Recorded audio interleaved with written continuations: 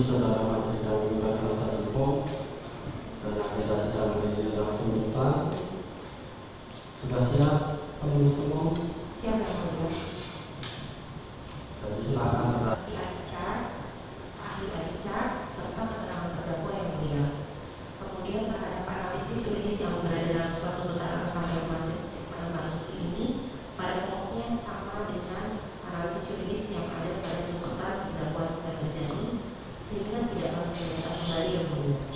Dan kami meminta untuk membaca mulai dari analisis barang bukti serta kesimpulan. Ada anggapan dari penasihat hukum? Tidak keberatan. Tidak keberatan. Dari terdakwa ada keberatan, ada tanggapan? Tidak keberatan. Jadi pada intinya sepakat dan tentunya karena semuanya sudah tertulis ya dalam hard copy maupun nanti soft copy yang juga ya bisa dibaca lengkap. Dan ini sebenarnya untuk meningkat persidangan saja. Jadi kembali lagi ke terdakwa ya silakan baik-baik. Silakan penuntut umum. Pertama, terdakwa Ismail Marzuki dalam nomor urut 1 sampai dengan 27 merupakan barang bukti yang tidak memiliki nilai ekonomis dan tidak diperlukan lagi untuk pembuktian perkara lain, sehingga sepatutnya tetap terwakil dalam berkas perkara.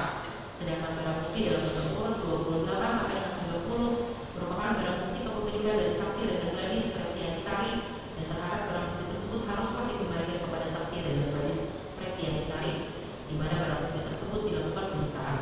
Untuk barang bukti nomor 31 dan 32 dikembalikan kepada saksi Reza Gladys Pretianisari sebagai bentuk pemberian ganti kerugian.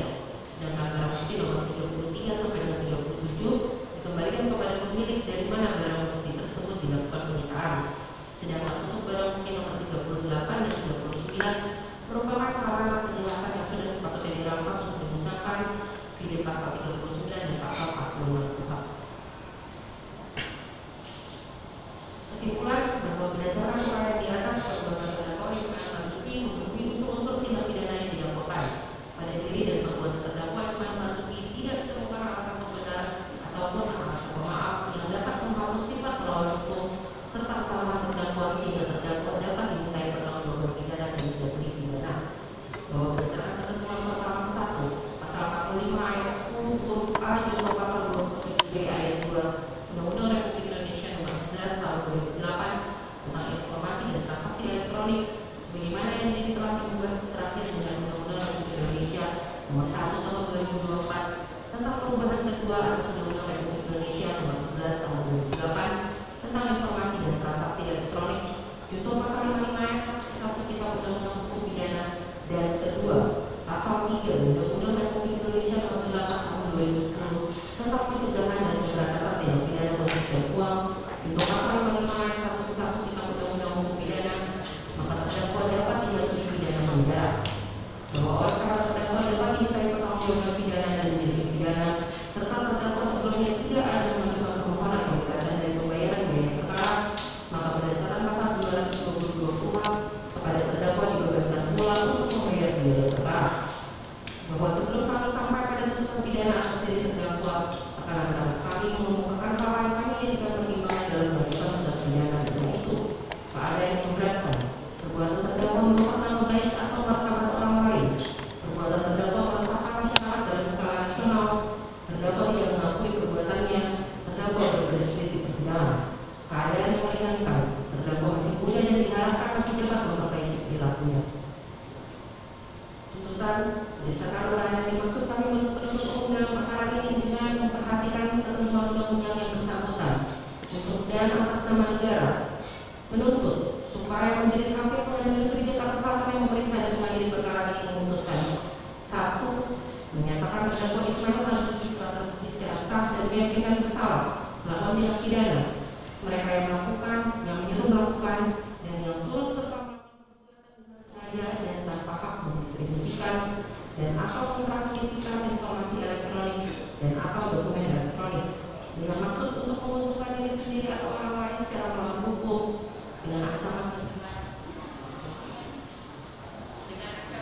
atau dengan ancaman akan membuka rahasia orang supaya memberikan suatu barang yang diberikan atau sebelumnya milik orang lain atau milik orang lain, dan mereka yang melakukan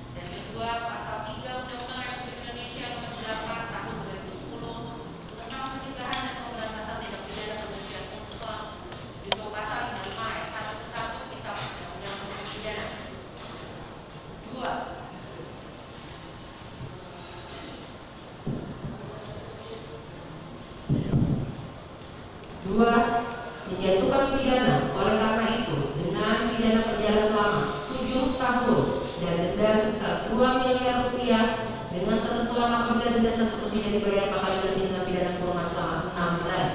Ketiga, memerintahkan para terdakwa tetap ditahan. 4, menyatakan barang bukti berupa 1 buah sistem elektronik akun WhatsApp dengan nomor 81 BW dan seterusnya. 2 buah miring-miring dah. Tapi tadi JPU bilang katanya kakak kurang baik di persidangan. Nah, menurut dari Bang Usman tadi mungkin JPU bakar. Nah, mungkin komentar kamu gimana nih? JPU ya? JPU mah JPU aja, udah nggak usah gimana-gimana. Nah, tapi gimana sih komentar kamu, kakak dibilang kurang baik di persidangan? Ya di flashback aja ya sama JPU yang lain ya. Coba kita lihat. Terus sama ini 7 tahun gimana Lintang? Ada beberapa JPU yang di kasus 2 itu tidak mendaftarkan hartanya ke LHKPS, LHKPN ya. Jadi tolong diusut hartanya. Inisial boleh nggak? Dona sama Bani. Aduh, thank you.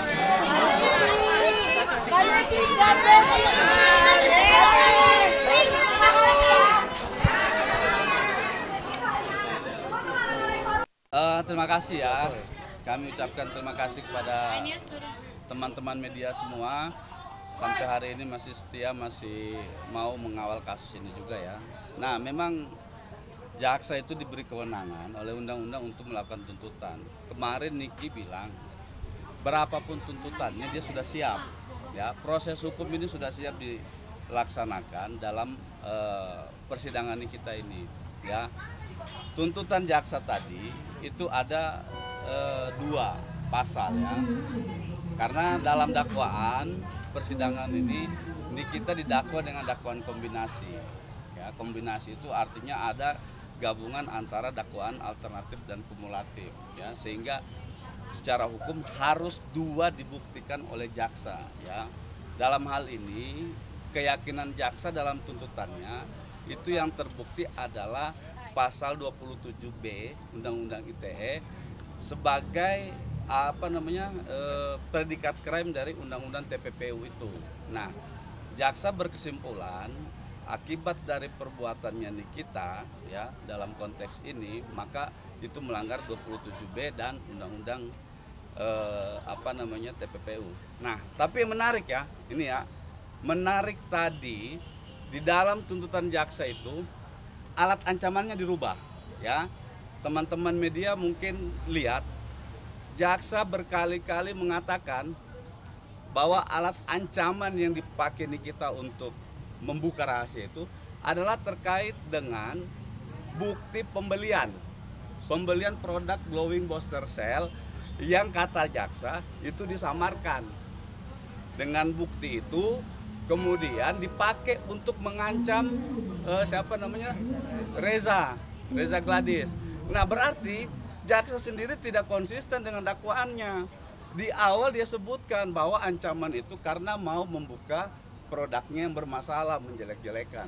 Sekarang dirubah sama jaksa dalam tuntutannya, alat mengancam di dalam Undang-Undang ITE yang disebutkan jaksa tadi itu adalah karena ada pembelian produk glowing booster itu yang disamarkan tanggal pembeliannya.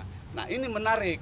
Nah, sekarang pertanyaan seriusnya, apa yang menjadi rahasia di dalam bukti pembelian itu? Kalau itu misalnya tidak disamarkan, ya logikanya begitu ya. Kalau itu tidak disamarkan, maka apa rahasia yang akan terbongkar dari pembelian itu, bukti pembelian. Nah, di situ sebenarnya tidak memenuhi ancaman yang dimaksud. Nikita dianggap ya. Jadi gini, kalau Undang-Undang ITE itu deliknya itu adalah mengancam membuka rahasia atau mengancam ancaman pencemaran atau membuka rahasia. Ya. Sekarang kita pakai logika jaksa. Jaksa bilang dalam tuntutannya alat ancaman itu adalah suatu bukti pembelian. Oke? Pertanyaan seriusnya, kalau itu dibilang sebagai alat mengancam, maka pengancaman pencemarannya di mana? Ya, itu kan ada jelas kita buktikan di persidangan juga. Kami membuktikan di persidangan pembelian itu disampaikan langsung oleh saksi Yosi. Yosi waktu itu yang bertemu sama Nikita di Sambal Setan Kemang. Yosi, saksi Yosi ini juga kemudian menyampaikan kepada Nikita, Kak Niki, saya ada barangnya, bukti pembeliannya ada. Lah, terus apanya yang disamarkan katanya disamarkan bukti pembelian ini. Nah, itu yang terpenting ya. Sekarang soal alat pengancaman dalam Undang-Undang ITE. Kemarin dibilang katanya karena dia mempunyai rahasia, mempunyai produk ini, kemudian dengan itu menjelek-jelekan dan sebagainya, itu dikatakan sebagai ancaman. Itu di awal persidangan dakwaan itu. Nah, ternyata di endingnya jaksa merubah alat ancaman itu bukan lagi menjelek-jelekan produk. Nah, itu ya. Nah, yang kedua soal TPPU. Karena ini ada 2 pasal. Ya, tadi yang saya bilang karena dakwaannya kombinasi, jadi harus ada 2 pasal.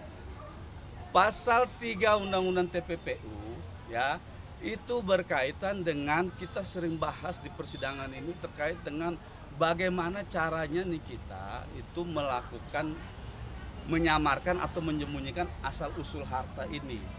Itu di dalam delik pasal 3 Undang-Undang TPPU ya. Oke lah, kami sebenarnya tidak apapun yang disampaikan oleh jaksa di dalam sebuah tuntutannya itu hak dia juga kan sebagai penuntut umum yang diberikan kewenangan oleh undang-undang.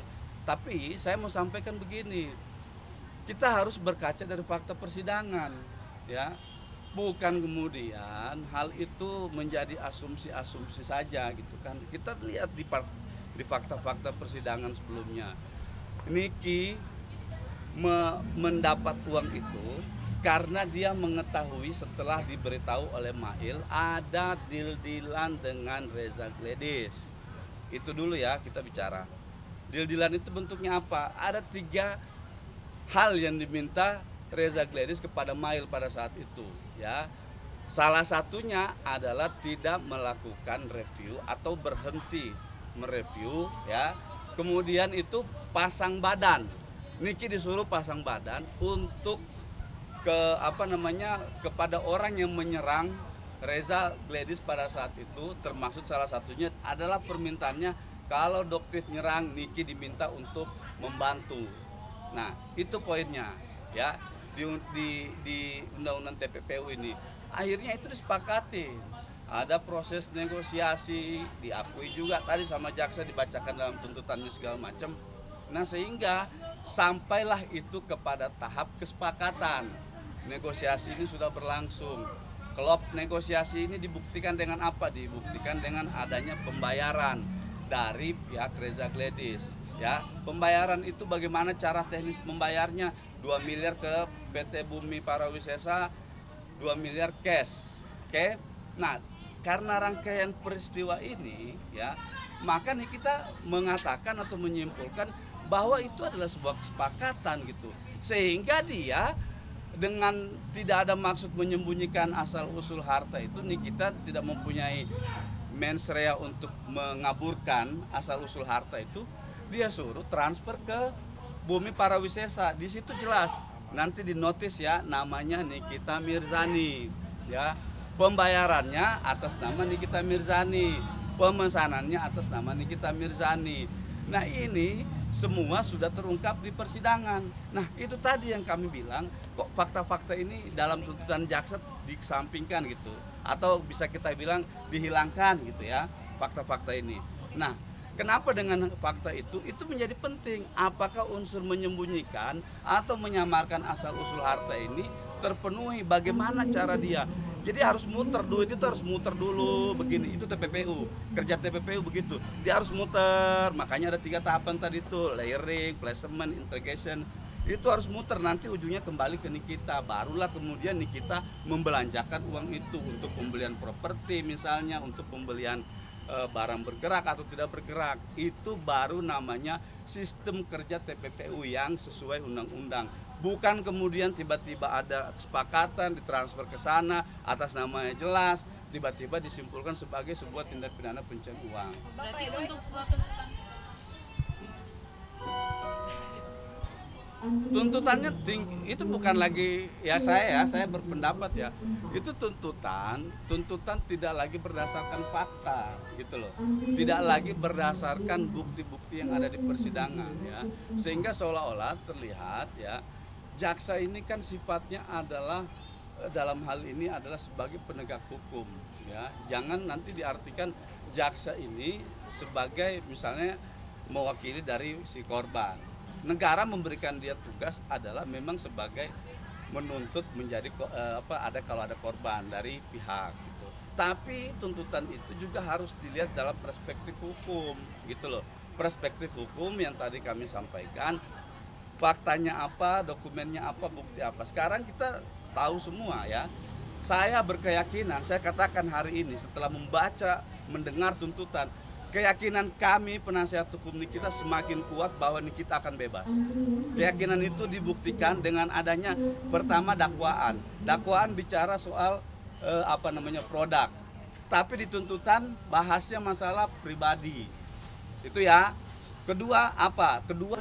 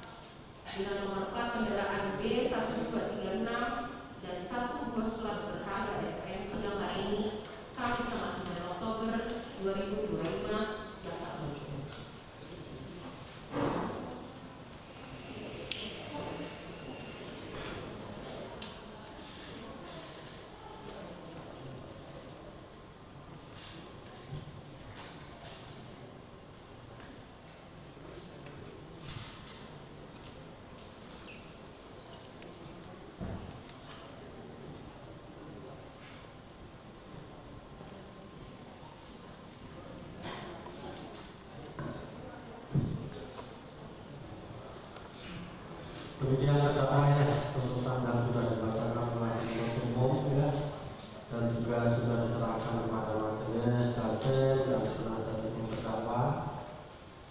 Selanjutnya adalah hak saudara untuk mengajukan pledoi atau pembelaan, baik yang diajukan oleh penasihat hukum maupun secara pribadi. Kalau saudara mengajukan tersendiri juga boleh ya. Itu kita kasih waktu sampai Kamis depan. Sebelum kita tutup, mengingatkan kepada penuntut umum untuk segera mengirimkan soft copy-nya ya, karena hal itu juga akan diupload di sistem informasi perkara kita. Untuk itu kita kasih waktu kepada penasihat hukum dan terdakwa untuk pembelaan hari Kamis tanggal 16 Oktober 2025. Terdakwa terjaga sehat, kembali lagi tahanan, dan kepada penuntut umum diperintahkan untuk menghadirkan waktu terdakwa pada persidangan melaksanakan sidang selesai dan tutup.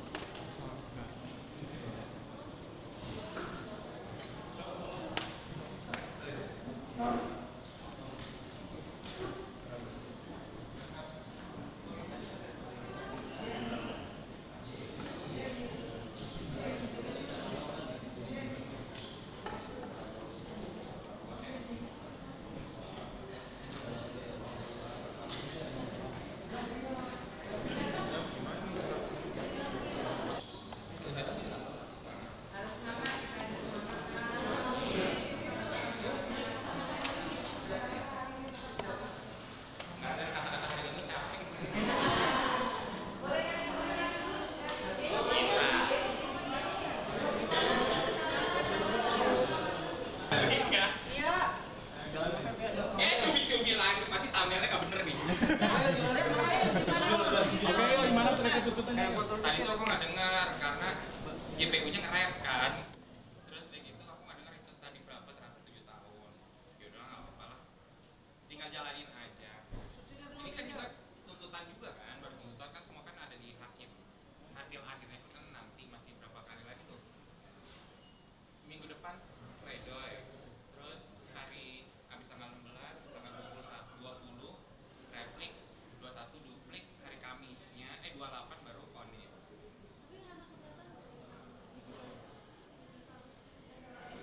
Santai aja sih sebenarnya karena kan masih tuntutan juga kan. Semoga aja masih ada keajaiban, ya kan.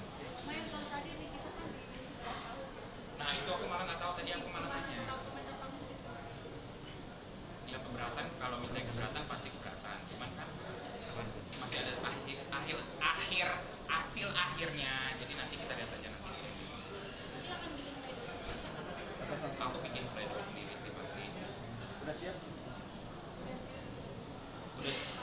Udah siap banget, cuman nggak sukanya tuh kalau di calling pagi karena puyeng di belakang. Tadi kita juga dibilang karena attitude-nya di persidangan kurang baik, mungkin Attitude-nya nggak baik. Main nggak pernah tahu sih. Main nggak pernah tahu soalnya, masalahnya kan Main nggak pernah tahu nih kita sidang kayak gimana. Karena kan Main juga di belakang kan di sel monyet itu, jadi nggak pernah tahu gitu. Tapi kalau misalnya emang dengan perilaku tadi tidak baik ya, kan waktu itu kan juga sempat ada JPU yang rekam, harusnya itu juga kan nggak baik sebagai JPU, ya kan? Harusnya memberikan contoh gitu. bisa dibilang GPU baper. Mungkin terkait denda 2M. Oh sialan deh Pak, bikin puyeng nih 2M ini nih. Tahu gitu kan Mail meresnya ini kan dibilang meres kan dibilang meres. Tahu gitu Mail meresnya 1 triliun. Baru puas. Ini Allah neng masih hati-hati neng usah lu kelilit kabel lu cuma udah cumi-cumi kelilit kabel. Dah, thank you.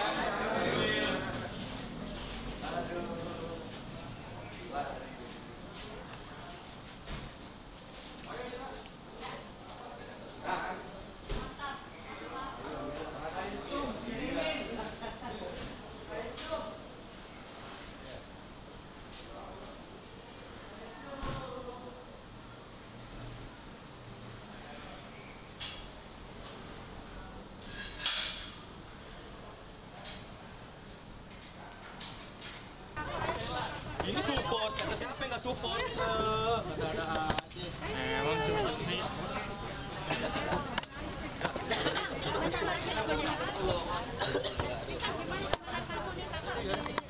Ditutup 11 tahun mungkin sama JPU. Pokoknya doa terbaik buat kakak ya. Semoga dibanding ya minggu depan semuanya sesuai rencana, sesuai sama yang dimau juga. Pokoknya sesuai lah pokoknya lah.